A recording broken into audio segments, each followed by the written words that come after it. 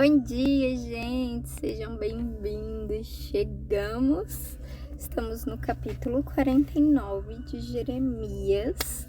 E é isso, já apareceu aqui a notificação para mim de novo de que se eu não tiver 1000 seguidores, vai acabar o recurso da live para mim. Em nome de Jesus, não vai ser problema, porque a gente vai alcançar 1000 seguidores, mas se não alcançar eu deixo gravado. Aquela, né? Ai, gente, eu sou uma pessoa difícil em relação a essas coisas de ficar pedindo seguidor, de ficar, ai, curte aí, segue aí, curte quem quer, segue quem quer. O importante é estar edificando, as nossas mensagens aqui, tá chegando, tá alcançando. Hoje pela manhã eu fiz uma oração, Deus faz cair, sabe, os grilhões do coração, da mente, dos ouvidos das pessoas que aqui acompanham. Por quê?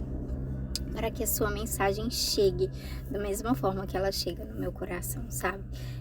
Eu gosto de ler, mas também quando eu ouço, enfim, sabe? Eu aprendi a ler ouvindo outras pessoas e hoje eu tô aqui nessa condição também tentando trazer essa direção, orientação aí para quem tem interesse, né? E quem tá conseguindo compreender um pouco mais da Bíblia comigo.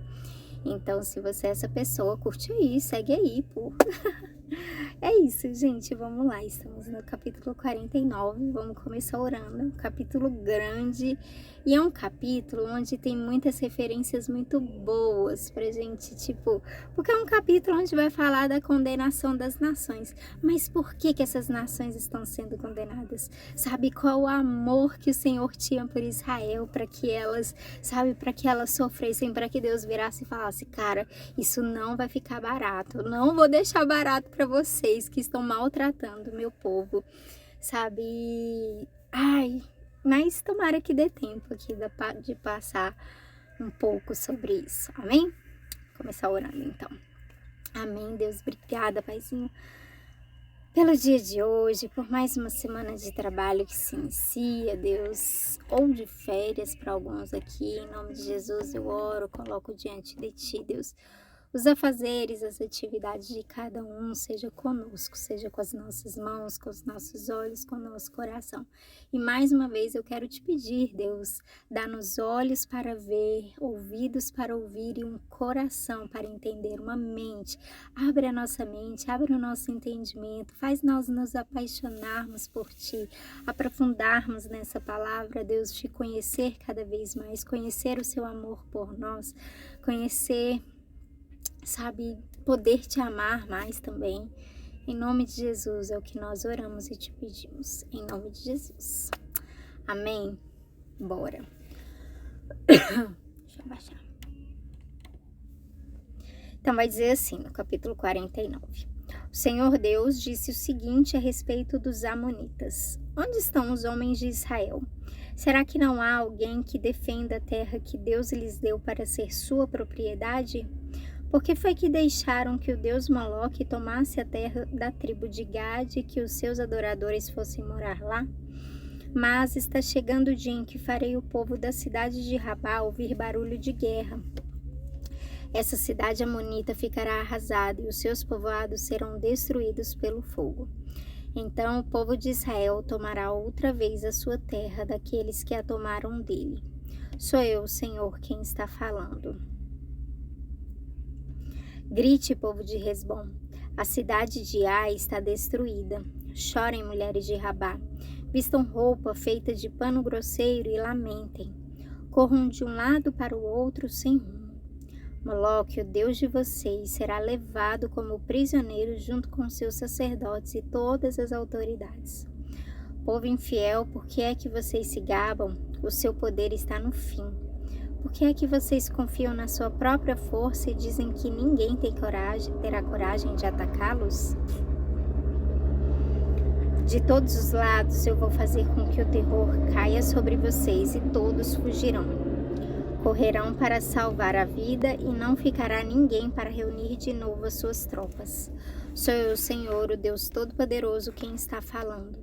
Porém, no futuro farei com que os amonitas voltem a ser o que eram antes. Eu, Senhor, estou falando. Então, gente, só parando aqui rapidamente, os amonitas, então, é daquela descendência, outra a gente viu sobre os moabitas, da descendência de Ló. Os amonitas também é da outra filha de Ló que se deitou com ele, né, ali do parente primo de Abraão. E aí descendeu essas duas nações. E essas nações, elas foram rebeldes, né? Uma criou um deus Moloque, outra o deus que nem sei quem, sei lá o nome dele. Não vou procurar agora não, porque senão a gente perde muito tempo. E aí, enfim, eles não seguiram a mesma linha ali dos israelitas, do povo de Deus, né? De confiar, de ter este Deus. E, enfim, mas mais do que isso, eles fizeram um monte de coisa ruim, errada, sabe? Lutaram contra a nação de Israel, né? Aquela descendência assim, e o Senhor, então aqui, ele vai falar contra essa nação. E tá. E aí, mas tipo, para todas elas também há salvação, também há esperança, também há redenção, né? Porque no versículo 6 vai falar, vai finalizar assim: porém, no futuro farei com que os amonitas voltem a ser o que eram antes. Eu, Senhor, estou falando. Não há nada de tão ruim, de tão pecaminoso que o Senhor não possa restaurar. Então, continuando no versículo 7, deixa eu tomar água.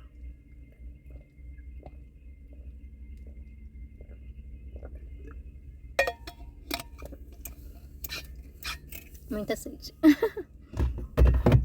Vai dizer: o Senhor Todo-Poderoso disse o seguinte a respeito do país de Edom. Será que o povo da cidade de Temã perdeu o juízo? Será que os seus conselheiros não sabem mais dar conselhos? A sabedoria deles acabou. Moradores de Dedã, virem e corram.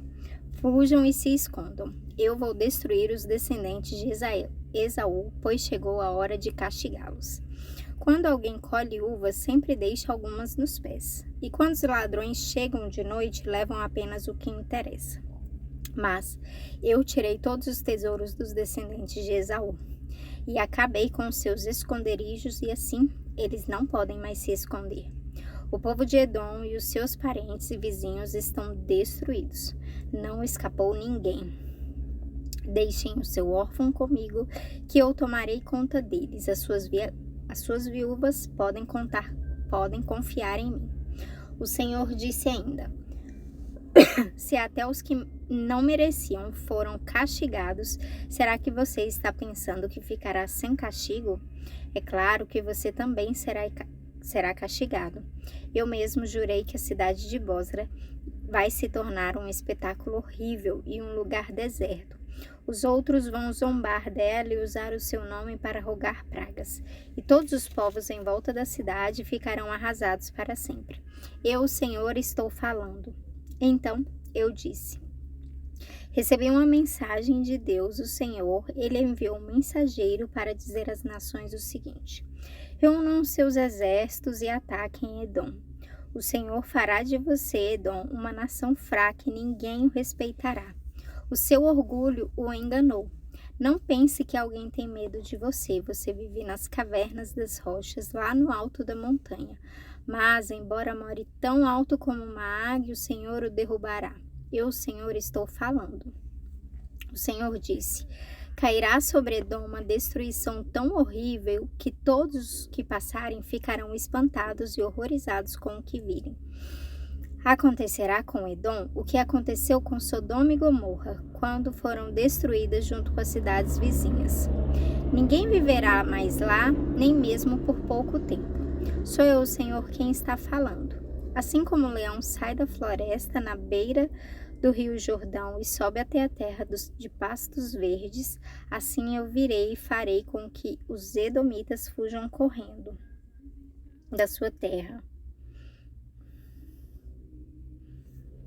Então o chefe que eu escolher governará a nação. Quem pode se comparar comigo?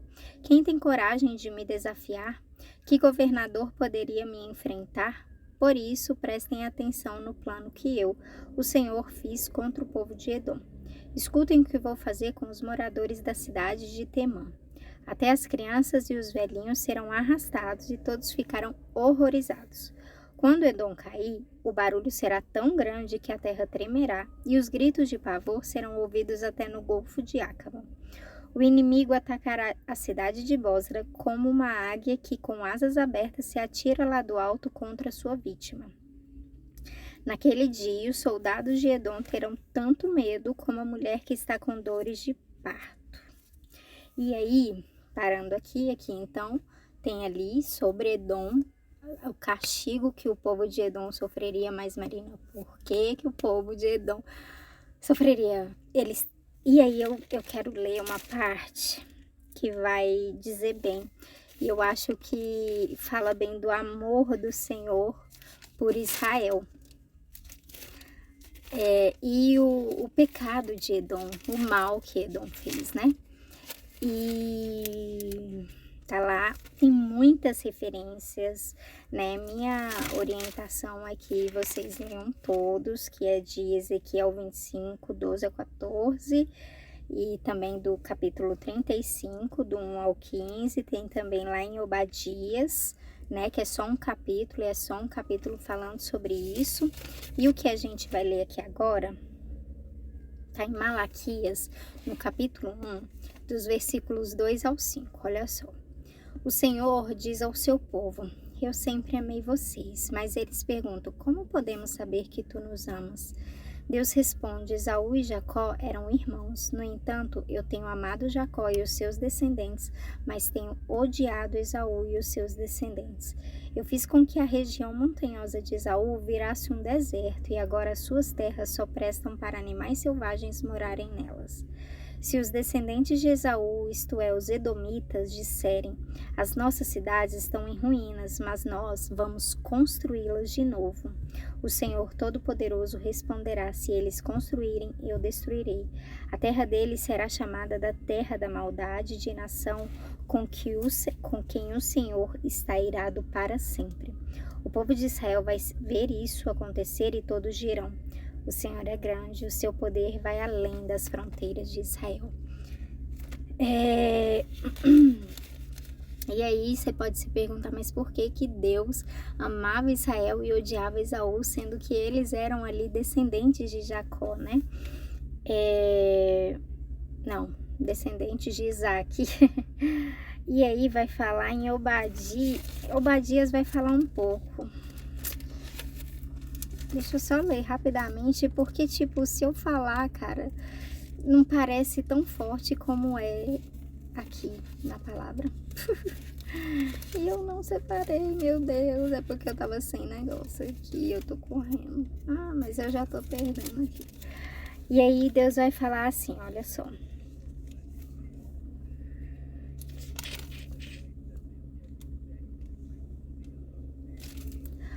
Quando o inimigo derrubou os portões de Jerusalém, entrou na cidade e tirou todas as coisas de valor, vocês não se importaram com isso. Quando aqueles estrangeiros tiraram a sorte para ver quem ficava com as riquezas, vocês fizeram a mesma coisa. Vocês não deviam ter ficado alegres com a desgraça dos seus irmãos de Judá. Não deviam ter olhado com prazer quando eles foram destruídos. Não deviam ter zombado deles quando eles estavam aflitos. Quando meu povo foi derrotado, vocês não deviam ter entrado em Jerusalém, nem deviam ter ficado alegres com a desgraça deles. Quando eles sofreram a derrota, vocês não deveriam ter roubado seus bens. Não deviam ter esperado nas encruzilhadas para matar os que procuravam fugir. Nem deviam ter entregado ao inimigo os que escaparam com vida. Então Deus está falando aqui o seguinte: gente, não se coloque contra o meu povo Israel. Sabe por quê? Porque tudo que vocês fizerem contra eles vai voltar contra vocês. E aí o Senhor, a gente leu em Malaquias, eles vão virar e eles vão falar assim: cara, o Senhor é grande e o seu poder vai além das fronteiras de Israel. Sabe, a gente foi tão humilhado, tão massacrado, a gente foi tão zombado. E ainda que a gente merecesse, o Senhor permitiu que isso acontecesse com a gente. Hoje a gente está vendo, sabe? A derrota das nações por aqueles que nos prejudicaram, por aqueles que se alegraram com a nossa derrota, sabe? Talvez você esteja passando por muitos momentos assim, tipo, né, mal. E isso eu trouxe para mim um pouco, né? Porque isso serve para a nação, mas serve também pra gente.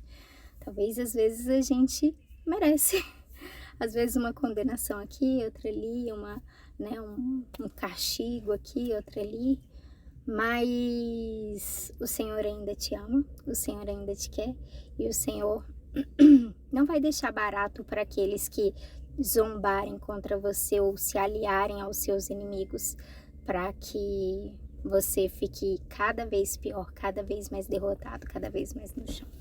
Bom, e vamos finalizar aqui, falta muita coisa, deixa eu ler correndo e aí não vai dar tempo de comentar, mas existem também muitas referências sobre aqui as condenações desses próximos, né, de Damasco, enfim, de todos esses outros que a gente vai ler. Sugiro, né, talvez eu deixe aqui na descrição, tá? Então vai dizer, o Senhor Deus disse o seguinte a respeito de Damasco: os moradores da cidade de Amate e Arpade estão preocupados e assustados porque ouviram más notícias. O medo rola em cima deles como o mar, e eles não têm descanso. O povo de Damasco está fraco e virou para fugir apavorado. Estão cheios de dor e de angústia como uma mulher que está com dores de parto. Essa famosa cidade, que era feliz, agora está completamente abandonada. Portanto, naquele dia, os moços e todos os soldados serão mortos nas ruas da cidade. Sou eu, o Senhor Todo-Poderoso, quem está falando. Eu queimarei as muralhas de Damasco e o fogo destruirá os palácios de Ben-Hadad. O Senhor Deus disse o seguinte a respeito da tribo de Quedar e das autoridades da cidade de Azor, que foram derrotadas pelo rei Nabucodonosor da Babilônia. Saiam e ataquem o povo de Quedar. Destruam essa tribo do Oriente, peguem as suas barracas, os seus rebanhos, as cortinas das suas barracas e tudo o que encontrarem nelas. Tomem os seus camelos e digam: em toda parte o povo está com medo. Povo de Azor, eu, o Senhor, estou avisando vocês. Fujam para longe e se escondam. O rei Nabucodonosor da Babilônia, que planejou atacá-los, diz o seguinte: vamos, ataquem aquela gente que pensa que está firme e segura. A cidade deles ficará longe das outras e não tem portões nem fechaduras. Sou eu, o Senhor, quem está falando. Tomem os camelos e todo o gado deles. Eu espalharei por toda parte essa gente que corta o cabelo bem curto e farei com que a desgraça caia sobre eles de todos os lados. Sou eu, o Senhor, quem está falando. Azor vai virar para sempre um deserto, um lugar onde somente lobos viverão. Ninguém vai morar ali nem por pouco tempo. Logo depois que Zedequias se tornou rei de Judá, o Senhor Deus me falou sobre o país de Elão. O Senhor Todo-Poderoso disse: eu matarei todos os flecheiros que fizeram de Elão um país poderoso. Farei com que os ventos soprem de todos os lados contra Elão e o seu povo se espalhará por toda parte, até que não haja mais nenhum país para onde eles não tenham fugido. Vou fazer com que o povo de Elão fique com medo dos seus inimigos, daqueles que os querem matar. Na minha grande ira eu acabarei com eles, mandarei exércitos contra eles até que sejam completamente destruídos. Sou eu, o Senhor, quem está falando. Destruirei os reis e os líderes de Elão e colocarei ali o meu trono. Porém, no futuro, farei com que o país de Elão volte a ser como era antes. Eu, o Senhor, falei. É isso, gente. Passei bastante do meu tempo. Perdão. Mas era necessário. Mãe acabou de entrar, bem-vinda e tchau. Beijo.